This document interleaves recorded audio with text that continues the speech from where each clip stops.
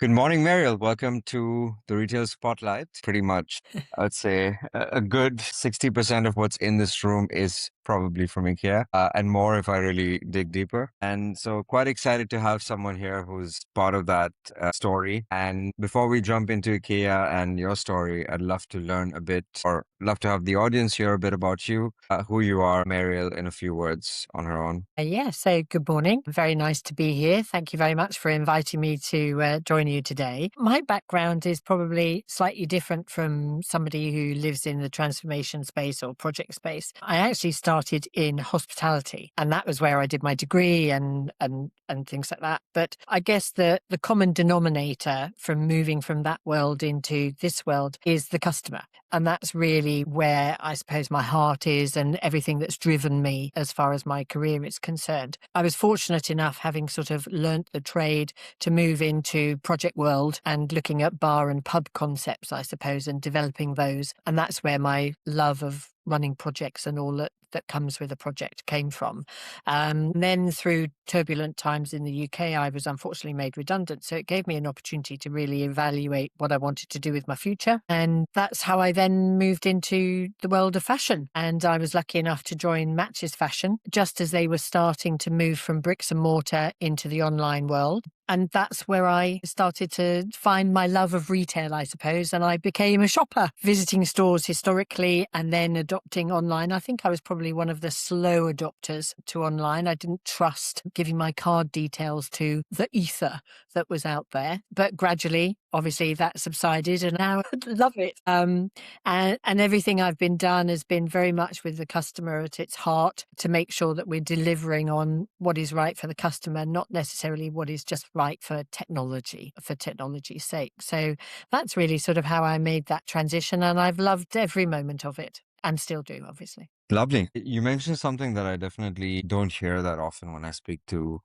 people on the tech end of things, right? Which is think about what the customer cares about and not necessarily technology for the sake of technology. And, given that you've been through these different roles, these different industries, that may not be practical for everyone. Someone comes through a technical background, they get into that world. How can someone who's in tech right now, especially in retail tech, where, the customer is probably the most important element, develop that taste, develop that understanding, develop that mindset? I think when the evolution arrived and websites were born, I think then technology started to take over the business, and everybody was really keen on obviously jumping on the bandwagon, getting their own website up and running, etc. And so technology very much did for the business, and the business just absorbed and took on board what it was given. But I think as we've evolved over time and technology has grown and improved and things like that, that the business has very much caught up. And as shopping habits and aspirations and experiences and wants and desires from that shopping experience, whether it be bricks and mortar or online or app or any other channel, has evolved, I think the business and therefore the customer has very much then become the center of everything that operations look to. And therefore technology has then become the enabler of being able to realize what it is that you want to deliver for your customers. And that can be both internal customers and external customers, don't get me wrong. So I think that has evolved over a period of time. And I also think that as transformations in my space have reduced in terms of being project-led to being product-led. So as businesses have evolved and have people who own the product from a business perspective, that has enabled very much more that thought process and context all around the customer, and technology being an enabler rather than technology taking the lead. That doesn't mean to say that all people who are in engineering and architecture and things like that need to think about the customer, because potentially they don't. They just need to know that the outcome is very much driven by the customer.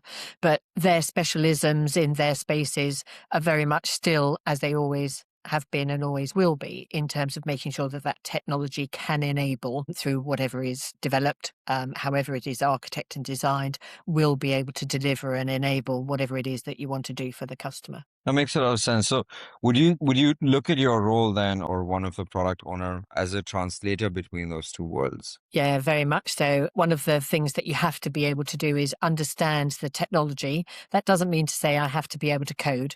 God forbid I would ever let loose on a coding situation. That would be absolute disaster, I think. But you have to understand the complexity of that technology side. Definitely from an architecture point of view, I've probably learned over the years an awful lot about architecture and design and how all the elements fit together to enable whatever it is as the outcome is. And in my role, as you say, I have to translate those requirements from a business point of view that talk about it from a customer perspective, etc., and translate that into a technical understanding, and vice versa back when there are challenges from a technical point of view, being able to achieve something, to be able to take that back into the business and be able to say, well, we can't do it quite like that, but we could do this and we could do that to still get you to the same outcome. So you're then that arbitrator, I suppose, as well, between the two sides. And that's an interesting place to be, because sort of you can get the best, but also the worst of both worlds. Would you say that's also the place where, and I think that's what, in my view, maybe even makes that role a bit critical,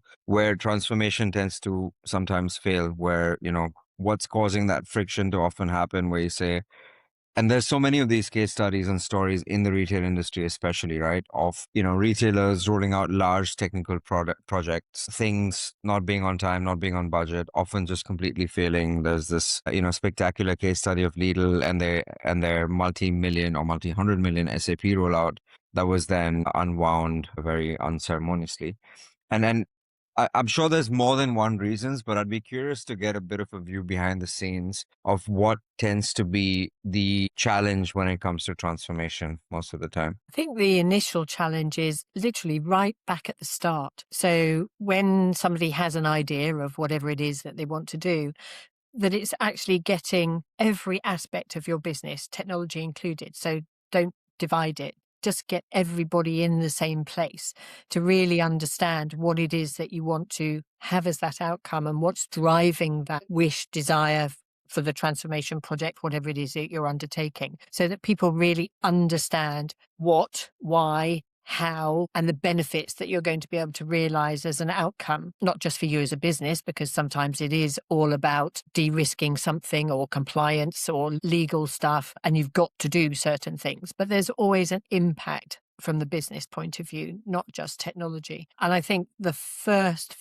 critical point is to get everybody on the same page in terms of the whys and wherefores and what you're about to embark on and what it means for everybody. Because again, I think people underestimate the impact of transformations and projects and how much it's going to take away people's normal roles and ways of working in normal BAU world, and the impact it will have on them, the amount of time that they're going to have to spend and devote to a project versus spending time in their normal operational world. And I think people underestimate that all the time.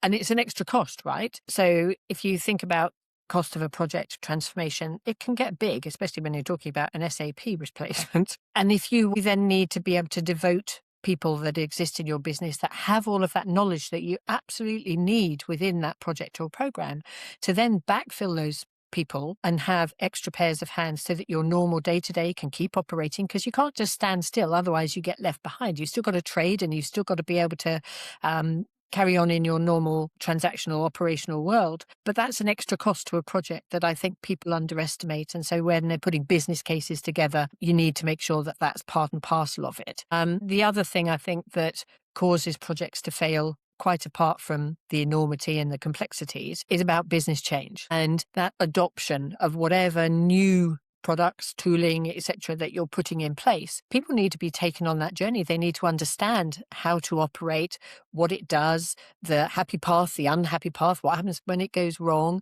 how to put it right, and really how they can maximize the the operational benefit from those new products and tools that you're putting in place. And not just for them as users, but also from a customer perspective as well. And it takes time to get that in place. And the number of places I've worked that don't have process flows, for example, in terms of how they do their day-to-day job, it's not written down anywhere. And so therefore, how can you assess the impact of what the new is going to do, because you haven't got the old written down, so you can't see where the changes need to take place. So again, sometimes you have to go right back to the beginning to be able to enable that, to then be able to move forward.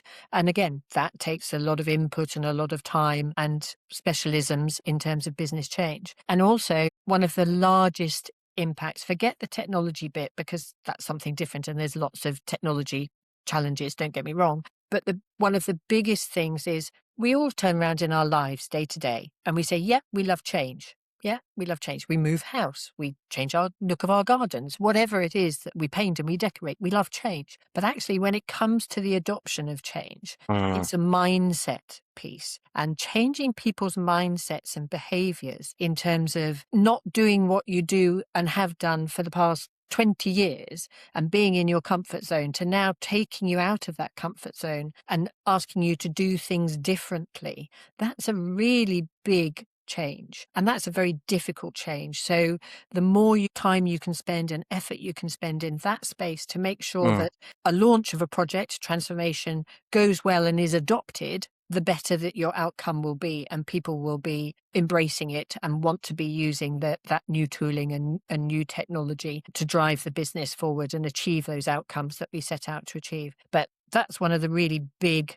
pieces that always needs to be tackled and always is underestimated right at the start of projects. I think the last one is something that I've also experienced and seen over and over again. And it's also something that, people tend to think, oh, this is a technology transformation problem, right? Like the people thinking up the technology and thinking up the solution didn't think about the change management that should happen often after it. But what I've often seen is it starts even a level before that, because you'll have something coming in from the business saying, we want to achieve X. We want to increase customer satisfaction. We want to measure customer satisfaction. We want to improve the customer journey, whatever it is. And, someone will then come out and say, look, there's this piece of tech that we can deploy to solve this problem. And, there's a business case and there's a story that everyone buys into, and then someone goes around implementing it.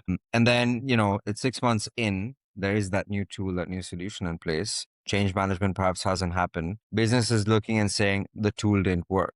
And I think that's the worst statement I ever hear when it comes to technology, because it's the equivalent of saying, I'm going to put a beautiful Porsche in my front yard, and I'm going to complain about how it never gets me quickly to work just because I never get in and turn the keys. Now, that's obviously an exaggerated example, but that's what I see happening over and over again is, after all of that thinking, all of that strategizing, all of that design, it often simply comes down to the fact of we aren't really using it the way it should be or at all. And then, within 6 months, someone is sitting there saying, well, that didn't work out. Let's move on to the next thing. And this goes back to, this came up in the last podcast I recorded with Fernando from Leroy Merlin. And part of the reason change, especially when it comes to technology in retail, has been harder than perhaps in other industries is the cycles, right? People are looking at quarters. People are looking at, trends that are shifting very quickly. If you look at fashion, for example, and there isn't always that time to say something that's, a 24-month investment, and you're probably going to see the outcome in month 36 of that.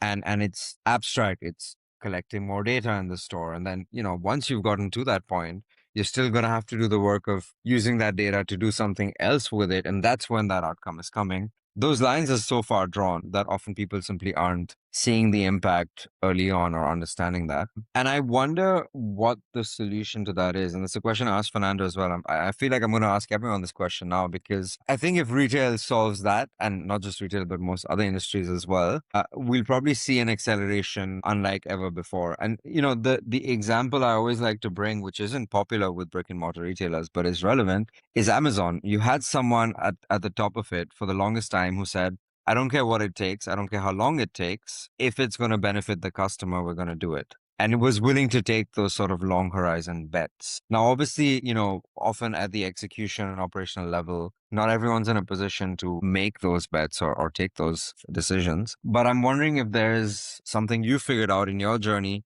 where you found a way to actually sell that within the organization better to actually get people bought into those kind of longer term bets, essentially? I think for me, it starts with the strategy. So, in terms of what you want that outcome to be, um, and whether you can break that down into component parts. And if you can break it down into component parts, you will hopefully realize some of that benefit as part of that end-to-end piece. Again, it will depend on the rationale and the reason behind why you're doing what you're doing. So, for example, one of the big global transformations that I undertook, which was driven by risk and compliance, don't get me wrong. So we had to undertake some of the work that we were doing. We didn't have to undertake all of it, but it was literally an overhaul from stores and online and app and multi-channel globally. And part of that was because our technology was a monolith. It was so hard, and the business constantly complained about speed to market and not being able, as you say, particularly in fashion retail, being able to turn on a sixpence and being able to get stuff out there fast and keeping whatever you were selling relevant and fresh for your customers so that you retained their interest and got that repeat sale and everything else. Technology was very stale. And what we were enabling was the fact that we could, for want of a better way of describing it, we could become plug and play Hmm. and very much a composable architecture. So the architecture became that sort of underpinning foundation so that everything that we did enabled benefit to be realized sooner rather than later. So that as soon as, don't get me wrong, there was a long lead in time. And by long lead in time, I'm talking months, not years. Uh-huh. So it was sort of 7 months of build and testing to be able to get us to the point that we could start to iterate that deployment and start to realize the benefits. And then we kept going. And so it was iteration upon iteration upon iteration. And that then came back to that strategy in terms of what are our biggest markets? Where do we need to deploy first? And really thinking about what it was that was right for the business, right for the customer, the approach to that deployment, and how we went about it to be able to get as much benefit as we possibly could, as soon as we possibly could, but still have that end goal in sight and still really laser focused to achieving that end goal. And then you start to see that incremental benefit coming through rather than, as you say, is it ever going to come or 6 months later? But alongside that and in parallel, and I don't want to harp on about it, it's all very well putting new technology, and you will always get some kind of result from new technology, don't get me wrong, because it's slicker, speedier, easier for your customers to use, etc. But if it's not adopted by the business and transacted and you trade it as it's meant to be traded and the benefits and the training isn't given to the teams, that's where it will, as you say, lose its momentum after 6 months. And then you'll be questioning yourselves, did we do the right thing? Why did we do that? Etc. We're not getting the benefits. So you've got both of them go hand in hand and in parallel to be able to get the results and the outcomes that you want. And the other thing that I think that has changed over time is that instead of looking at traditional KPIs, so your average order value, your speed of site, your number of clicks at checkout, your search and merch capability, your email capability, your CMS, your DAM, all of the products and things that you would implement. Those are very transactional type of KPIs in terms of the Uh-huh. measurement of them, where I think businesses are starting to really change their mindset in terms of strategy is that lifetime value. It's not just about what a project delivers within the first 3 months, 6 months, a year. It's actually what will that do for us as a business? And that's where the composability, the plug and play comes in terms of what else can I do? What can I build on top? What can I build on top to extend that lifetime value of that customer? And that's what people are starting to look at rather than just the short term, oh, I've put in this bit of tech, now give me the results. So I think that's where the transition is coming, and people are very much moving to that lifetime value, which again is where project led is becoming business led in terms of projects and transformations as well. That's a really interesting perspective. I spent some part of my career in the telco industry, a couple of years where I stepped away from retail. And this is already maybe a decade ago that they were very, very, very focused on customer lifetime value, right? Every customer was incredibly well understood well measured, well studied. And when I came back into retail, then I was shocked at how often the depth and breadth of information that retailers had about their customers was incredibly limited. Of course, this is changing because especially the e-commerce pure players are coming in and they're thinking about things in a very data-driven way, and they understand, what each customer is worth, what it costs to acquire each customer, what it costs to retain them, and, which ones are the ones worth investing more in, and so on and so forth. Brick and mortar retail still treats this as a secondary topic. So I'm quite excited to hear that this is becoming a thing. But at the same time, I think, if you're not able to measure it, how do you refine it? How do you improve it? So what's your view on, the gap there in terms of retailers struggling with this notion of, well, I barely know who my customers are. Maybe an IKEA does a better job of that because of IKEA family, which in itself was miles ahead of, what we see when it comes to loyalty programs in the furniture space. But if you were to look at, say, an average, mid-sized retailer, say 100 stores, what would you tell them are the three things they need to do to start thinking about customer lifetime value, start measuring it? And what's sort of, in your view, the bare minimum that someone could be doing? Data obviously has got to play a huge part in that in terms of how you secure that data. Again, I think there's a generational thing here. Customers that exist out there at this moment in time, especially when GDPR came in and there was a big hoo-ha about how your data was going to be used and captured and who had the right to use it and things like that. I think that scared people in some respects. So I think people of my generation are probably less likely to share their data and don't want their data because we don't trust how that data is going to be used. The generation of the future want to be so connected, they don't mind sharing their data with whatever, wherever, whenever, because they just want everything to be joined up and connected. So I think it will come, but I think we've been really lackluster in terms of the transparency that we give our customers and what we're going to use their data for, which has then made them reticent in giving and sharing that data. In terms of stores, historically, we've never thought about keeping people's data. They just come into store, they're out shopping for the day, they pop in the store and we give them a good customer experience and good service, they'll buy something from us, and obviously providing you've got the products that they're interested in. But I think now stores are starting to catch up and you see many more transactions looking at getting people's data in terms of email receipts, for example, was probably one of the first bits that started to drive that data capture, to now in terms of you can get your receipt by SMS. From there, you get offers and marketing. As soon as you open that receipt, you get an incentive to return shop, whether it be online or in store, within a certain period of time. Stores, if you're in a mall or something like that, you can be incentivized to getting into that store within 10 minutes and getting a discount or whatever. So I think we're starting to join up the data in that regard. But I think it's going to continue to be really hard because there are so many channels for people to purchase something from. And with the advent of AI, that's going to increase that. And then it becomes, I think, some of the legalities with AI space and transactions is who does own that data, especially as we start to get mixed baskets. So I always remember back in Selfridges days with concessions, Selfridges wasn't allowed to get the customer data from those concessions. The concessions owned the data. So Selfridges wasn't allowed to market to those customers or count them as their own customers. So they had to find a way of being able to engage with those customers very differently. So that was done through being able to get into Wi-Fi. And if you sign up to Wi-Fi, you capture someone's data and then you can start to talk with them. Social media obviously has changed all of that interaction as well. But I think fundamentally, if we don't capture data in the right way and only the data that is really needed with which to engage in a relationship and build a relationship with the customer, not all the data that we forever want to subscribe to. We can get data in terms of basket value and all of that lifetime value and all of that sort of monetary stuff.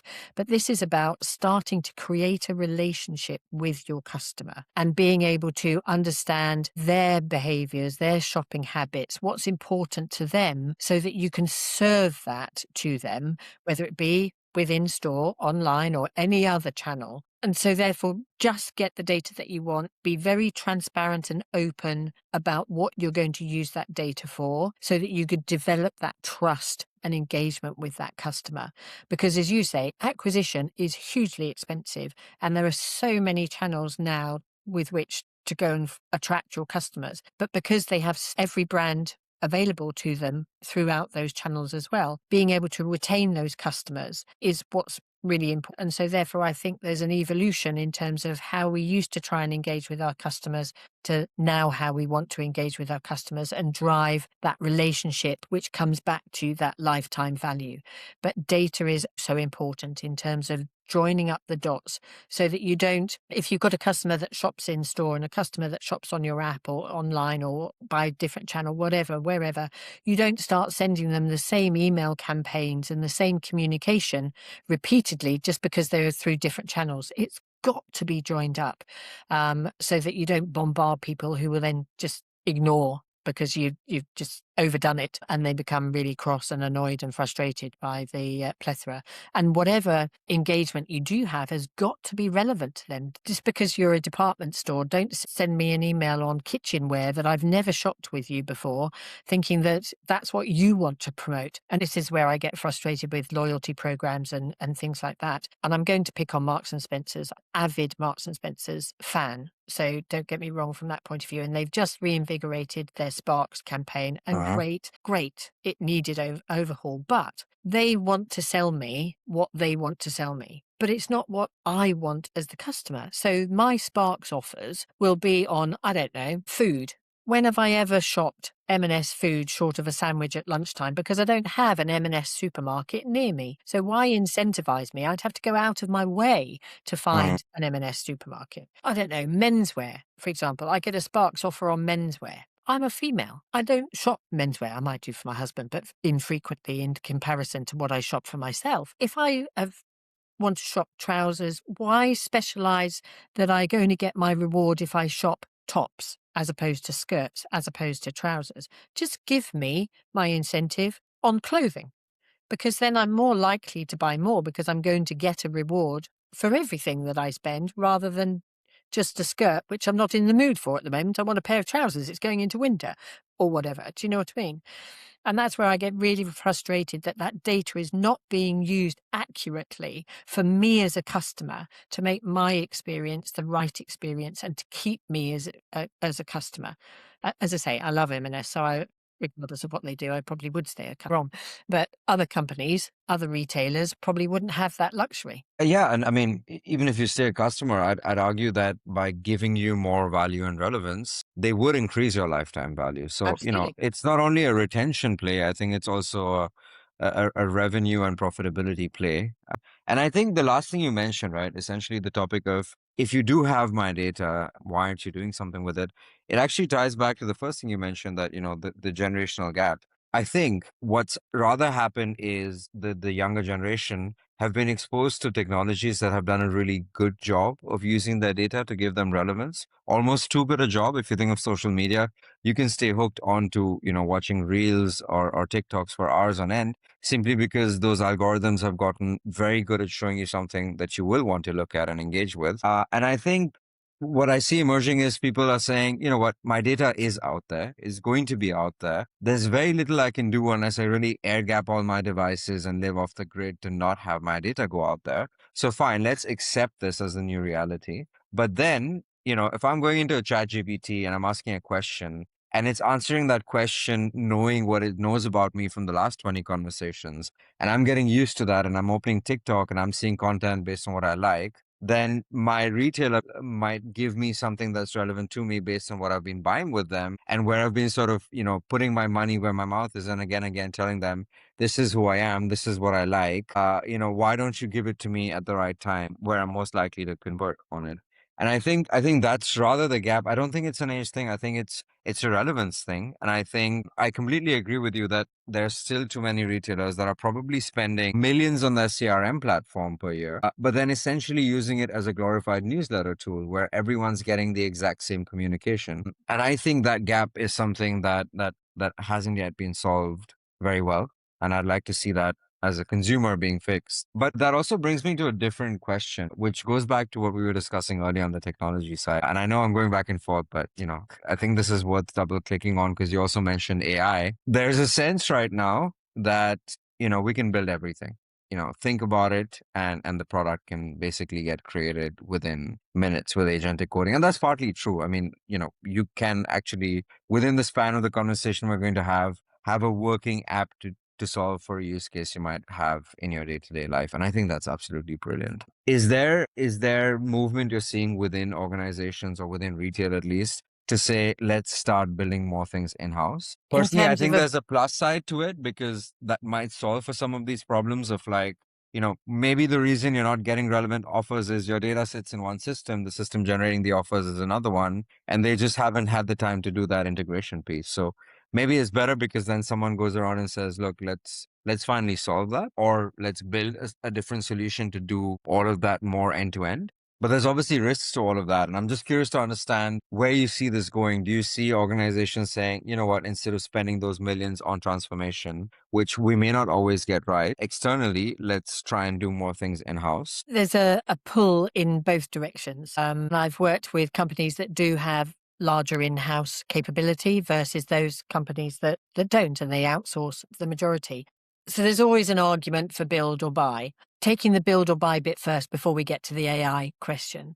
For me personally, I believe that if you outsource what you can, and that's a strategic decision in terms of what you outsource, my experience says that I've always been able to deliver more quickly, more efficiently, with very good quality that is almost right every single time, first time. So my speed to market is much better, much faster. And I always feel as though I've had more for my money because there's different models in terms of onshore, nearshore, offshore, in terms of being able to provide that resource at a cost. And it's continual. It's not as you say, a project that has a lifetime that delivers after 6 months or whatever.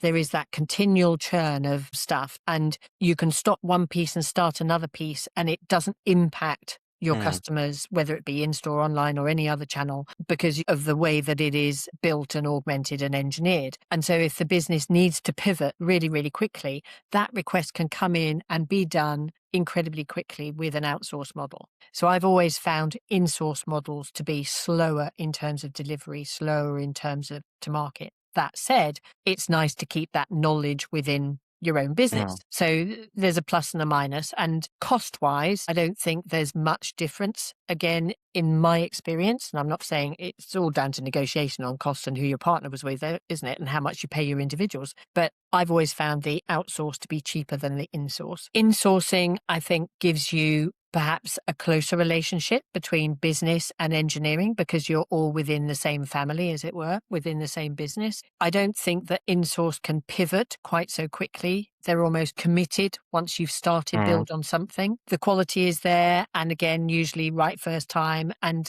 potentially the buy-in is stronger with insourcing from the business because, as I say, you're part of the same team. So I think there's an argument, and total cost of operation, I think, is probably very, very similar, again, from my experience. My challenge with keeping everything in-house is that are you adopting and being able to adopt that new technology that is out there that you can get from outsourcing more quickly? Or are you in your own world putting a sticky plaster on top of a sticky plaster on top of a sticky plaster, which is just perpetuating your monolith, which does a good job, don't get me wrong, but again, it keeps slowing stuff down in terms of that speed to market and being able to react as quickly as particularly retail needs to react in the marketplace. In terms of AI, looking at that avenue, I think retail has been a little bit skeptical in terms of AI. So there have been trials and tribulations. So where we've adopted AI, for example, River Island, we developed an in-house ChatGPT type layer that helped retail stores. So the number of calls per day that the retailers would make to say, how do I do this? Or I've forgotten how to do that. Or where do I find this? And what do I do here? Except there were an enormous number of calls per day.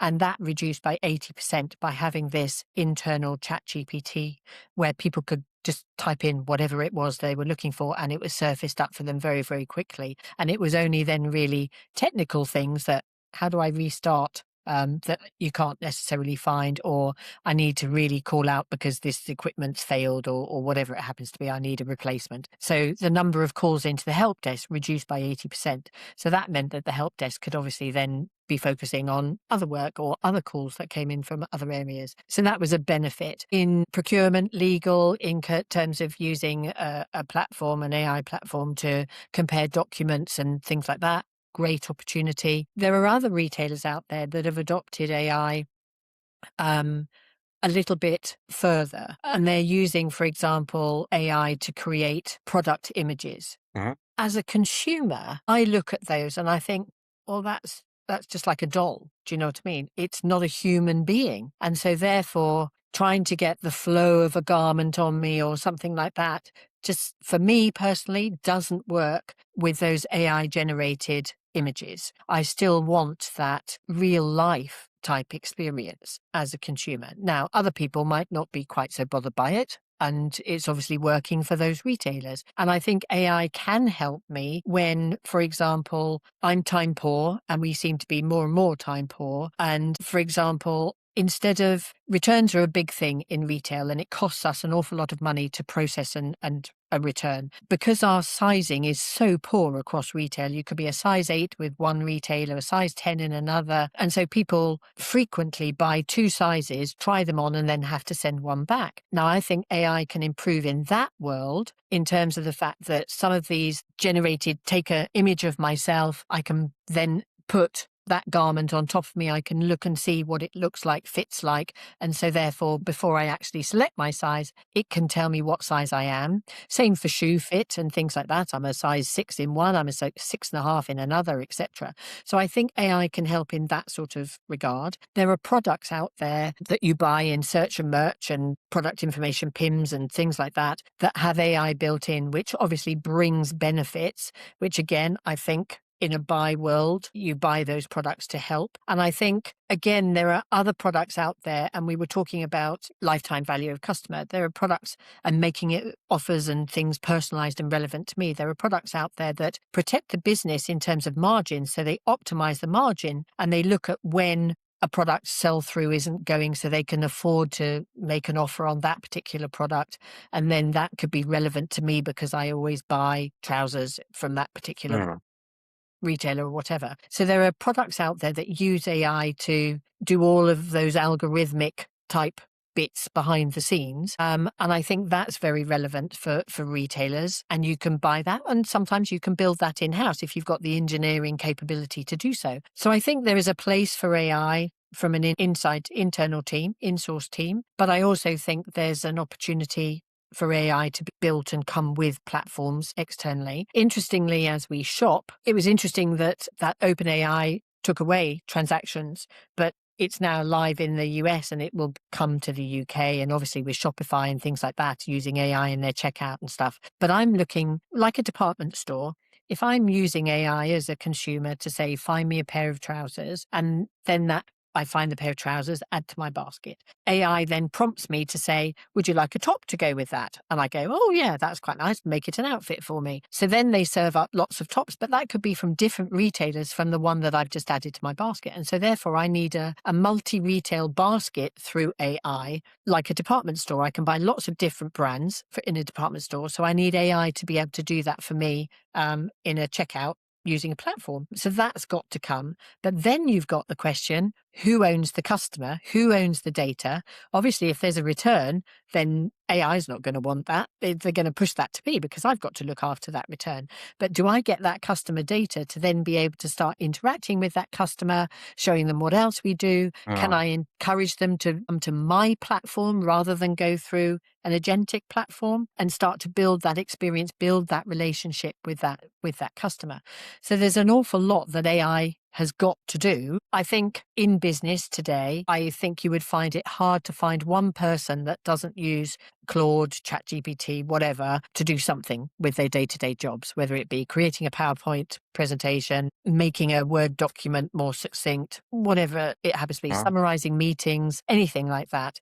And I think that's really good, that can drive efficiencies for us so that we've got more time to really spend on what's important in terms of looking after our customers. And in stores, we use it as well. And I think there's a whole, you get me started now, but there's a whole load of stuff in terms of stores where that connection that I talk about can be driven. So as soon as you walk into store, you're connected to their Wi-Fi. You don't have to ask permission or anything like that.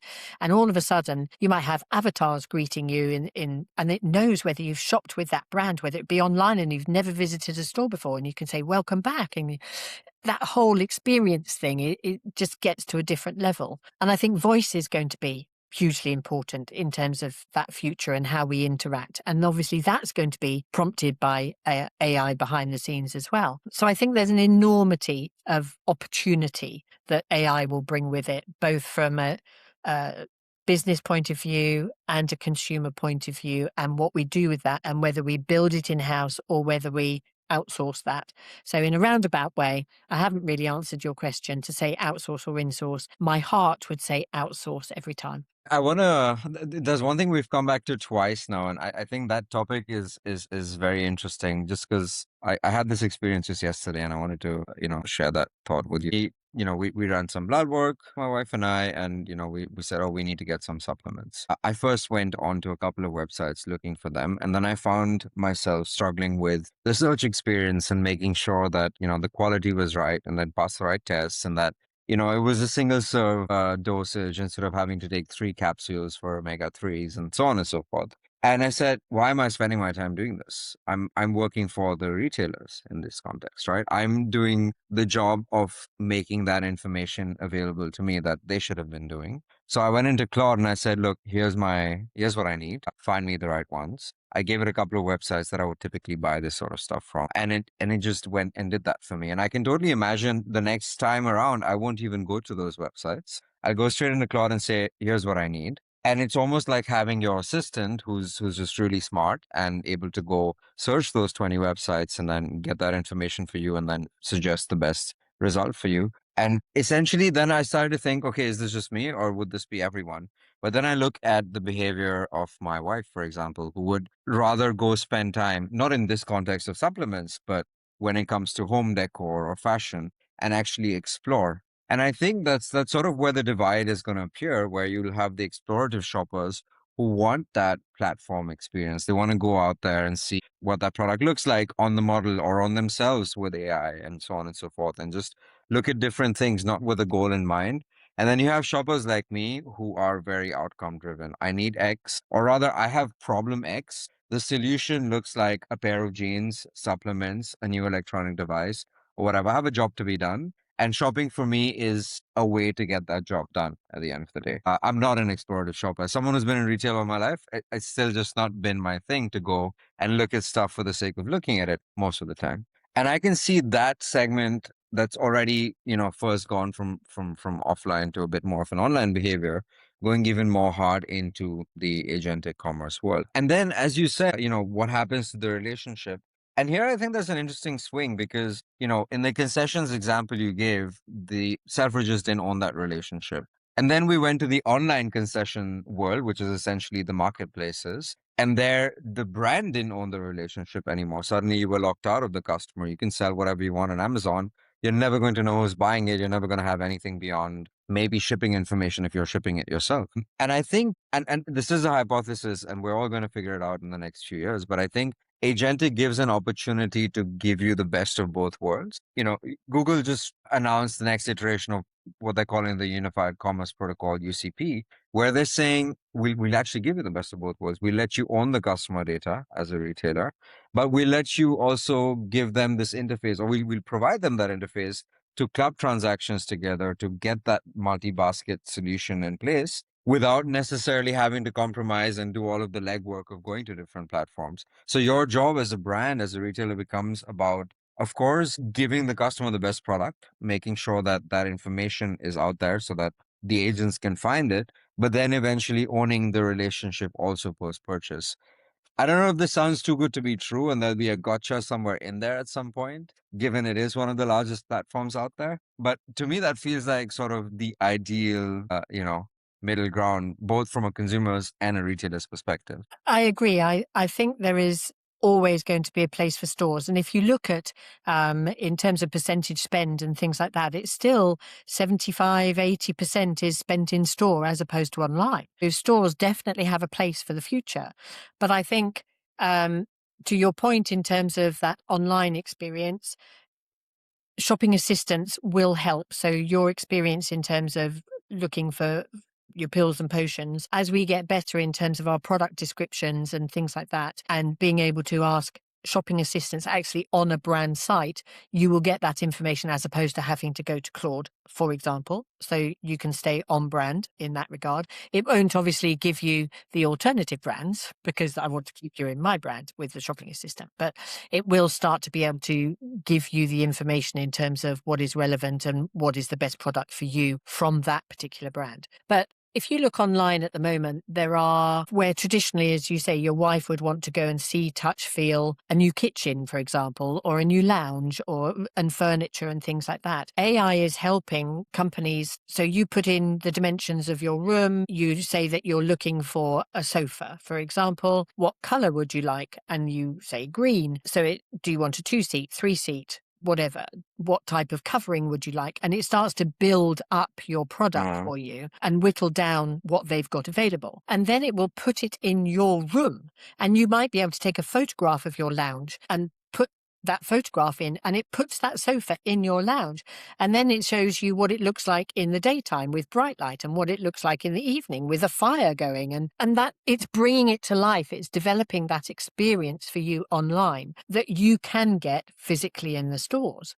Potentially when we've become more clever in that regard, then perhaps there will be a larger shift into online versus store. However, I do believe there's an awful lot of people out there that they want to see, touch, smell, and all of those normal senses. And you can't get that unless you go into store. So unless we can bring material to life online, and I don't pretend to know what viscose means or lyocell means. What does that feel like to me and on my body? Do you know what I mean? mhm. As a piece of clothing. So I would need to go and see what that and feel it, touch it. So I think there will always be a place to store. And that's why I come back to being connected. So if everything is joined up, your experience, whether you're online, on an app, starting in social, starting on any other channel, so a Zalando, for example, a marketplace or an M&S marketplace, for example, or whether you're physically in store, you want your journey to be totally connected. So, and even these days, I mean, you can sit on your sofa and you get a QR code. I've been saying this for a long time as well. Amazon. So you've got an advert in the middle of your film and you've got a QR code and you don't even have to move off your sofa to scan the QR code and buy the product. You don't even have to go to anything. You've got your device and everything about you is in your device, your sizes, your payment methods, everything. And this is where I think, as I say, everything's got to be connected so that if I do pop into store to be able to touch, I could still finish off my transaction either in store that I've started online to say, yep, okay, it does feel like something that I will sit comfortably on my skin. And the store can automatically pick up the basket that I've already generated in the app on the train into work or something. And things like being able to walk past a shop and take a photograph of something on a mannequin and your device knows what that shop is, what the products are, the sizes that you need of each of those items because it's got all of your information, and you just literally say, add it to basket, buy. And depending obviously on the delivery options that particular brand might have, it could even be at your desk before you get there. How about that? Wouldn't that be a wonderful experience? But it always still comes back to me about product information and data. Data. It's about if you're going to be connected, you've got to have performant integrations and they've got to work in real time. And it's got to be about that connection and the relevancy for me as an individual customer. And if we could get that right, wouldn't we have a lovely utopian world of retail? I'm looking forward to that. That's a wonderful note for us to wrap this up on, Meriel, but not without a last section. We have our rapid fire round, Right? Yes. 4 or 5 questions. Don't think too hard. Just say the first thing that comes to your mind. Ready when you are. All right. A film or show that you've rewatched more than twice. Love Actually. Top Brilliant Gun. one. Morning person or night owl? How would you consider yourself? Night Owl. What's something you'd never buy online and will always go to the physical store for? Goodness. Never buy online. Probably things like furniture, that sort of thing. So anything that I want to see, touch, feel. Perfume. Yeah. Perfume's a good one. Anything. Yeah. Anything that I want to see, touch, smell, feel. Food. Although I do buy some food online, but not fresh food. I will never buy fresh food online because I can't select the freshness and the sell by date.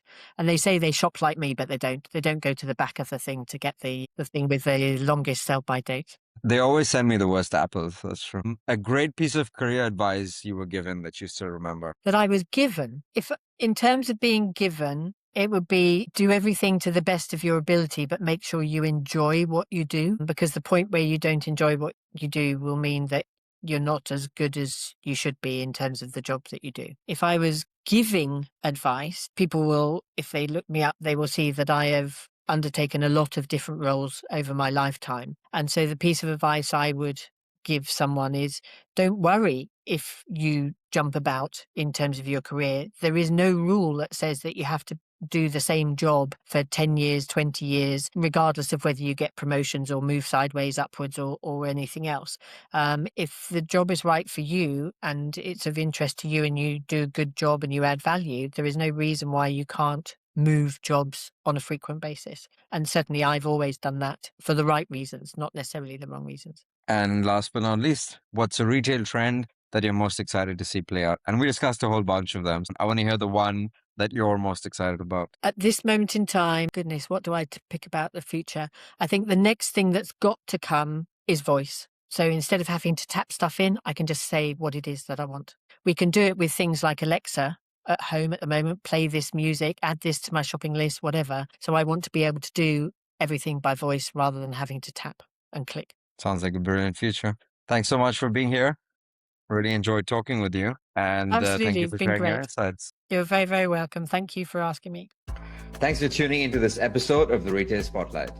And that's how we found it. Whether you're in the retail industry and want us to dive deeper into certain topics or invite certain guests, or if you're a passionate shopper enjoying a behind-the-scenes look, we want to hear from you. Hit us up with your comments, likes, and feedback. And if you know someone who loved this episode, please share it with them. Lastly, if you want to stay informed when we go next live with the next episode, make sure to hit the subscribe button. See you next time.